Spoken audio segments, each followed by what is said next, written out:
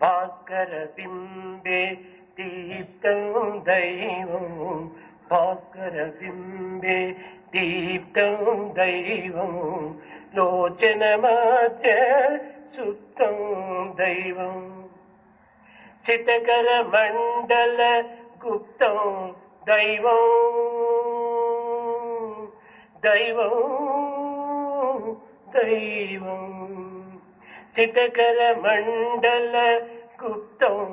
दैवं त्रिगुणितभवनौ व्याप्तं